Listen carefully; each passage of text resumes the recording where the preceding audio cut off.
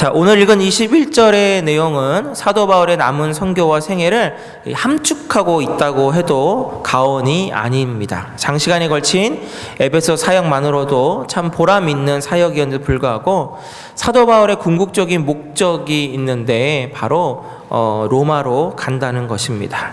로마서 15장 28절의 기록에 의하면 또 로마가 다가 아니에요. 그 로마서 15장 28절에 보면 로마를 지나서 서바나까지 간다라고 되어 있어요. 서바나는 지금의 어디이냐면 바로 로마입니다. 스페인입니다. 스페인. 그때 당시에는요, 요 스페인이 그 사람들에게는 그때는 이제 지구가 둥글다고 할 때가 아니어서요, 스페인은 땅끝이라고 생각을 했답니다. 그래서 예수님이 승천하시면서 주시는 마지막 지상명령이 어디까지 전하는 거죠? 땅끝까지잖아요. 그러니까 사도 바울은 그 말씀에 의지해서 땅끝까지 복음을 전하는 것이 자기의 마지막 목표였다는 것입니다. 그래서 스페인, 그때 당시에 스페인 땅끝까지 내가 가겠다라고 한 것이죠. 또한 로마로 가고자 하는 열망은 단순하게 로마를 관광하고자 하는 게 절대로 아니죠. 바로 가장 부유하고 중심되는 도시지만 그러나 영적으로는 가장 어둡고 가장 악해 있는 그 땅에 자기가 친히 예수 그리스도의 사랑과 복음으로 자기가 전해보겠다고 하는 것입니다. 자, 그런데 우리가 이 부분을 좀 자세하게 봐야 되는 것은요, 사도 바울이 이러한 목적과 비전을 갖게 되는 것이 하루아침에 된 것이 아니고 또 그냥 본인 개인의 의지만으로 된 것도 아니다라는 겁니다. 또 이 사실을 우리가 발견하게 되면 여러분, 우리가 사는 하루하루에도 분명 헛되지 않는 하나님의 시간 안에서 지나고 있음을 우리는 깨달을 수 있게 된다는 것입니다. 먼저 이 당시 사도 바울의 나이를 한번 말씀드리려고 합니다. 주후 64년 7월 18일 로마의 대화재 이후에 네로 황제 때에 사도 바울이 참수형에 당합니다. 그래서 거꾸로 유추해서 재구성하다 보면 뭐가 나오냐면 주후 54년이나 55년쯤으로 예상합니다. 자, 그렇다면 부르심을 받은 나이가 20대라고 친다면 이 시점에서는 사도 바울의 나이가 대략 언제냐면 50 정도 됩니다. 다 추정입니다. 자, 그때 당시에 평균 수명을 생각하면 50이면 여러분 노년입니다. 노년. 젊었을 때에 내가 로마로 가겠다고 하는 이 비전과 목적을 품게 된 것이 아니라 노년 때에 하나님이 주셨다라는 것입니다. 또한 오늘 한글 성경에는 빠져 있지만 헬라어 원문에 보면 뭐라고 되어 있냐면 주님의 영이신 성령 안에서 선포되고 있다라는 것입니다. 이게 사도 바울이 그냥 로마로 가겠다라고 개인적인 포부를 말하는 게 아니라 성령님이 가게 하신다라는 것이 더 정확한 표현입니다.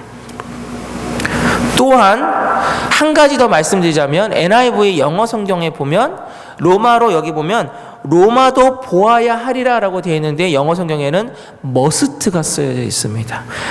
내가 반드시 로마도 봐야 한다, 이 표현입니다. 정확히 말하면. 그러나 이 모든 것들이 우리는 알고 있습니다. 사도 바울이 예수님에게 택함받은 그 이후에 사도 바울의 우리가 그 인생을 지금 현재 사도행전을 쭉 살펴보면서 우리가 봤지 않습니까? 언제 사도 바울이 자기 뜻대로 계획대로 다 그렇게 정확하게 가던가요? 사도 바울은 예수님을 만나는 다메섹 도성에서부터 자기의 의지와 뜻대로 된 적이 한 번도 없습니다. 바로 예수님이 만나주셨기 때문에 사도로 인정받고 나갈 줄 알았는데 약 13년 동안 은둔 생활합니다. 바나바가 자신의 목회지에서 공동 목회하자고 부를 때까지 그는 계속 기도하며 준비하는 시간을 갖습니다. 바나바와 공동 목회를 하다가 그걸로 끝나는 게 아니죠. 갑자기 선교사로 파송을 받아서 바나바와 함께 제1차 선교 여행을 가게 됩니다. 돌아와서 2차 선교 여행을 가게 될 때 그냥 예정대로 갈 줄 알았는데 여기서부터 마음대로 안 됩니다. 마가야를 데리고 가는 문제 때문에 서로 다투게 되고 그것 때문에 바나바와 바울이 서로 다른 곳으로 가게 되면서 이게 자기의 계획과 틀어지는 지역으로 가게 됩니다. 그래서 어디로 가냐면 터키 대륙으로 가게 됩니다. 원래 그곳으로 가려고 한 게 아니었습니다. 그러다가 빌립보, 데살로니가, 베레아, 아테네가 있는 유럽까지 가게 됩니다. 1년 6개월이나 고린도에 있게 되고요. 특별히 성경학자들은 이 고린도에 머물고 있을 때에 로마를 바라봤을 것이다 라고 생각하고 있습니다. 로마서 1장 13절에 보면 사도 바울이 뭐라고 고백하냐면 로마로 여러 번 가려고 했지만 갈 수가 없다라고 되어 있습니다. 마음은 원이로되 이때 쓰는 겁니다, 여러분.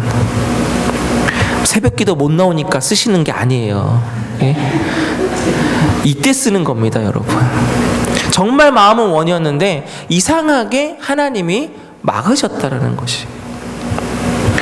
우리는 정체적인 맥락에서 사도행전을 보고 사도 바울을 보고 있지만 하루라는 시간의 관념에서 보자면 바울은 수없이 많은 좌절과 낙심을 겪었을 거라는 것이죠. 나는 분명히 이쪽으로 가고 싶은데 희한하게 이쪽으로 보내시고, 나는 내일 이쪽으로 가고 싶은데 내일이 아니라 당장 오늘 밤에 자신을 해코지 하는 사람들을 피해서 도망가야 되니까 내일도 없는 거예요. 막 오늘 밤에 막 성벽 줄 달아서 내려가고 막 배 타고 도망가고 막 이러는 삶을 살아가죠. 내 뜻대로 내 마음대로 되는 게 하나도 없다라는 것입니다. 그러나 오히려 그러한 상황들을 하루하루 겪으면서 사도 바울은 분명하게 느끼는 것이 있었는데, 그것은 바로 무엇이냐? 하나님이 나에게 궁극적으로 로마로 가기를 원하시는구나. 하루하루가 쌓이고 전도 여행이 쌓이고 만나는 사람들이 쌓이고 방문했던 지역들이 쌓이면서 최종 목표점이 절정되게 되었다라는 것입니다. 백제 마지막 의자왕 시절에요, 유명한 장군이 있습니다.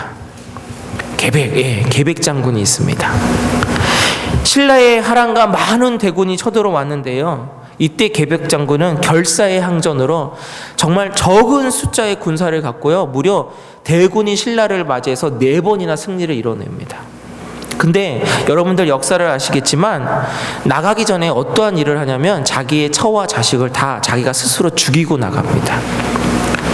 그 말은 내가 이 전쟁을 승리하고 돌아올 수 있다라는 게 아니라 나는 이 전쟁에서 죽고 이 전쟁은 질 수밖에 없다라는 걸 알고 나간 겁니다. 그래서 전쟁에서 지면 내 처와 내 자녀들은 적군의 장군에 처하고 자녀였기 때문에 이건 분명히 엄청난 해코지나 부끄러운 일을 당하거나 아니면 죽을 수밖에 없기 때문에 미리 그렇게 하고 나간 겁니다. 결국 그는 승리하러 간 게 아니라 죽으러 간 거죠. 오늘 이 사도 바울의 이 짧은 선포, 비전, 목적에서도요, 뭐가 있냐면 바로 이 계백 장군과 같은 마음이 있습니다. 죽으러 갑니다. 알면서도. 자, 그거를 한번 제가 이제 알려드릴게요. 사도행전 20장입니다, 여러분. 20장 22절에서 25절 조금 길어서요, 교독하면서 한번 읽어보겠습니다. 제가 먼저 22절 읽겠습니다. 보라, 이제 나는 성령에 매여 예루살렘으로 가는데 거기서 무슨 일을 당할는지 알지 못하노라.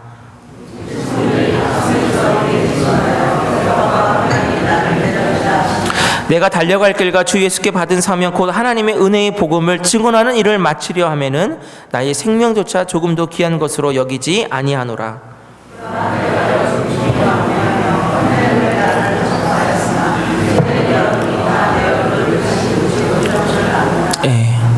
에베소에 있는 장로들을 청해서 잠깐 만나는 장면입니다. 고별 설교이자 유언 같은 거예요. 알고 있었습니다. 자기가 로마로 가면 어떻게 된다라는 것을. 자, 사도행전 21장 13절도 같이 한번 읽어보겠습니다. 시작. 바울이 대답하되 여러분이 어찌하여 울어 내 마음을 상하게 하느냐. 나는 주 예수의 이름을 위하여 결박당할 뿐 아니라 예루살렘에서 죽을 것도 각오하였노라 하니. 예루살렘으로 가는 동안에 믿음의 사람들을 만나고 자신이 복음을 뿌렸던 곳을 이제 거쳐서 가거든요. 만나는 사람마다 다 반려하는 거예요. 다. 가시면 안 됩니다. 가면 분명히 잡힐 거고 잡히면 죽을 수도 있습니다. 특별히 이 13절 앞부분에 뭐가 있냐면 전도자 빌립의 집에 머물 때 아가보라는 선지자가 와서 예언하는 장면이에요. 죽을 수도 있습니다. 가면 분명히 붙잡힙니다. 안 갔으면 합니다. 모든 사람들이 다 말려요. 성경은 그냥 만류했다라고 나오지만 그냥 만류했을까요, 여러분? 아마 온몸을 다해서 만류했어요. 울면서 만류했을 겁니다. 근데 그것을 알면서도 성령님의 뜻이기 때문에 죽음을 각오하고 그 길을 가겠다고 하는 겁니다. 솔직히 이런 생각도 해봐요. 사도 바울이 여기서 멈춘다고 해서 사람들이 아이고 이러면 손가락질 할까요? 중간에 멈췄다고? 제가 볼 때는 안 그럴 것 같거든요. 지금 노년 때 아닙니까? 뭘 준비합니까? 노년에는 여러분 은퇴해서 노년의 삶을 준비해도 내가 볼 땐 누가 뭐라고 할 것 같지 않아요. 또 사도 바울을 우리가 잘 알지만 은퇴해서 노년의 삶에 가만히 있을 사람이 아니죠. 아마 사람들이 있는 곳에 가서 지그치 앉아서 복음을 또 전하고 있을 거라고요. 그럼에도 불구하고 사도 바울은 자신의 그런 어떻게 보면 편안하고 안이한 노년의 삶을 추구하지 않습니다. 로마서 9장 3절에 보니까요 이렇게 고백해요. 나의 형제 곧 고륙의 친척을 위하여 내 자신이 저주를 받아 그리스도에게서 끊어질지라도 원하는 바로라. 이렇게 고백해요. 동족에 대한 애틋한 사랑으로 예루살렘을 방문합니다. 붙잡힐 걸 알면서도 갑니다. 죽을 수도 있다는 것을 알면서도 갑니다. 결국 자신의 인생은 어떻게 마무리되는 것이 하나님이 원하시는 것임을 그는 너무 잘 알고 묵묵히 그 길을 순종하며 나아가고 있다는 것입니다. 사진을 하나 좀 보겠습니다. 한국의 모 언론에 나온 사진입니다. 한국 간호사의 사진인데 없어요? 제가 보내드렸는데 예, 죄송합니다. 이렇게 마스크 자국하고 모자 써가지고 이렇게 이마에 이렇게 자국 생긴 사진이거든요. 근데 이제 뉴스를 들어가서 보니까 단순하게 그냥 한두 번 써가지고 자국 생긴 게 아니라 피부가 이렇게 짓눌리고 여자분들은 왜 약하잖아요. 그래서 막 그 피부병이 생길 정도로 그렇게 어려워하는 그러한 사진이 올라와 있었습니다. 어디 간호사만 그럴까요, 여러분? 거기서 지금 현재 근무하고 봉사하는 모든 사람들이 다 그럴 겁니다. 방한복을 입고 보호복을 입고서 하신 분들은 그걸 벗으면 그냥 온몸이 다 땀으로 비 오듯이 하시는 그러한 사진들도 많이 있습니다. 한 자리 채 일선에서 보고 계시는 분들도 계시지만 그러나 각자 맡은 자리에서 최선을 다해서 있는 사람들도 있습니다. 최근에 어디 지방에 있는 관공서에서는 과로사로 돌아가신 분 얘기도 있을 정도로 정말 다들 열심으로 하고 있습니다. 환자 속에 같이 있다는 거, 중증 환자를 돌보고 있다는 그 사람들은 어쩌면 아마 내가 잘못하면 병에 걸리고 최악의 경우는 죽을 수도 있다라는 마음을 알고 그리고 거기서 있을 겁니다. 근데 저는 사도 바울의 이러한 모습 너무 거창하고 너무 멀리 있는 것 같고 또 우리가 무슨 의사면허가 있어서 그런 사람들에게 가까이 갈 수는 없기 때문에 되게 멀리 있는 것 같지만 제가 서두에 말씀한 것처럼 사도 바울이 이렇게 되는 건 하루하루의 삶과 전도가 쌓여서 하나님이 결국 궁극적인 목적을 보여주셨을 때 나타났다고 했다고 한다면 어쩌면 우리의 하루하루의 삶의 자세가 바로 이러한 자세가 필요하지 않을까라는 그러한 생각을 하면서 여러분들에게 오늘 설교를 해드리는 것입니다. 한국에 이런 좋은 소식도 있더라고요. 어려운 자영업자를 위해서 가게 월세를 깎아주거나 또 안 받는 경우들도 있다고 합니다. 어제 제가 어떤 분하고 얘기하는데 저희 교회분인데 어려워해가지고 월세를 반 깎아주셨다고 하시는 소리 들으면서 제가 잘하셨다고 했습니다. 혹시나 여기에 여러분들 저 몰래 어디 숨겨놓은 건물 있고 있어서 이렇게 월세 받고 계신 분 있으면 이번 기회에 좀 깎아주십시오. 예. 어렵다고 하시면 좀 도와주십시오. 그런 거 하나하나가 쌓이면 뭐가 된다고요? 바로 성령님의 하나님의 말씀에 의지해서 나아가는 그 스텝이 되는 것입니다. 하루하루를 살아간다는 건 요즘 같은 때에는 정말 이게 하루가 다른 것 같아요. 이제는 저희가 사는 토론토 지역도 조금씩 확산되고 있습니다. 뉴스를 보셔서 아시겠지만 아직까지는 크게 요동치는 모습은 보이지 않지만, 그러나 겉으로 보기에는 멀쩡해 보이지만 평범한 하루를 보내고 있지만, 마트에 가면요 이렇게 몇 가지 것들이 없더라고요. 네.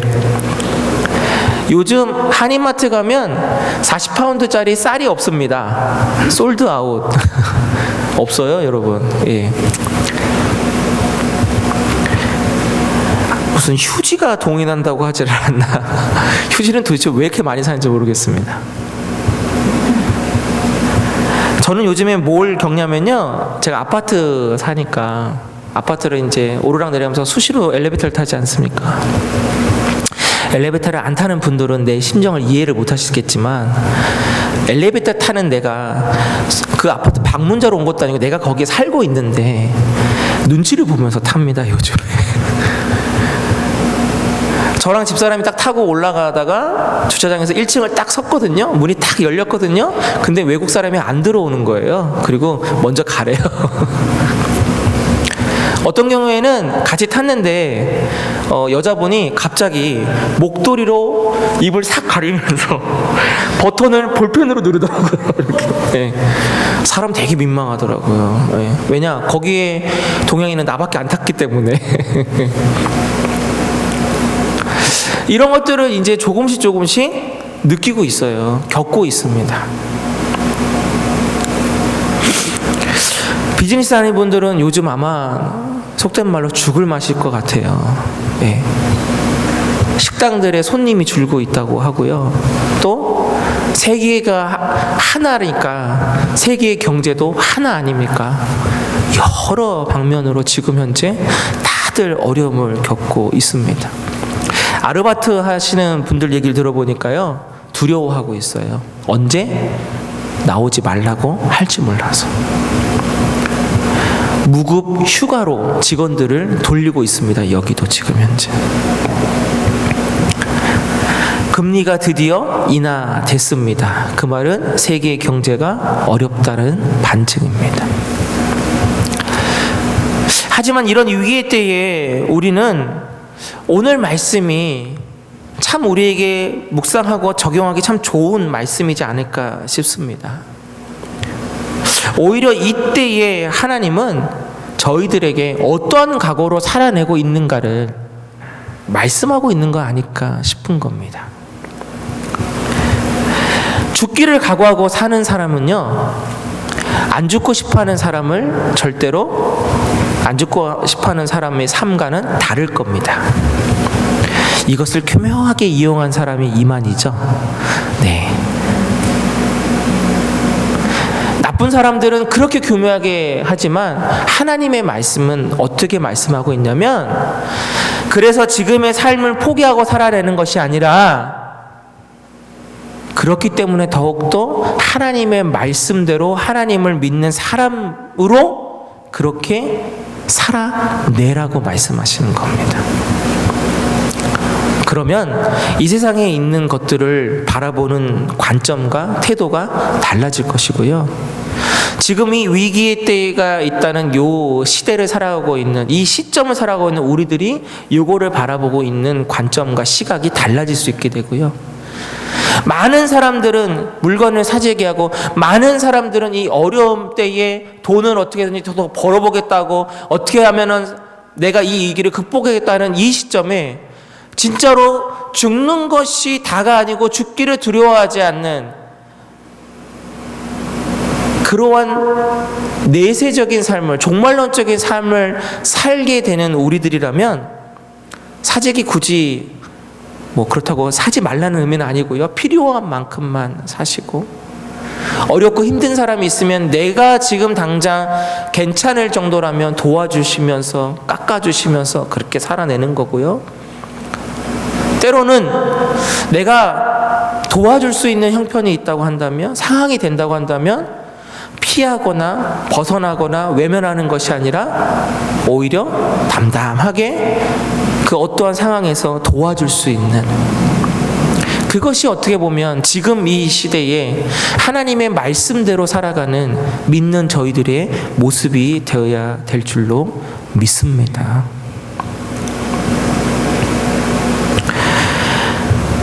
목사로서 있다 보니까 성도들이나 이런 일반적인 사람들이 경제가 어렵고 뭐가 어렵고 하는 것들만 이제 뉴스에 많이 부각을 하잖아요. 근데 목사의 입장에서 보면 저는 요즘에 한국에 특별히 어떤 분들이 가장 많이 어렵겠구나라는 생각을 또 하게 되냐면 개척교회, 위자립교회 목사님들을 생각해 보게 됩니다. 그분들은 알게 모르게 일용직 아르바이트를 하면서 생계를 꾸려나가신 분들이 생각보다 많습니다. 상가 월세를 한 달 그달 내기 위해서 정말 보이지 않는 전쟁을 하면서 그렇게 살아내시는 분들이 많거든요.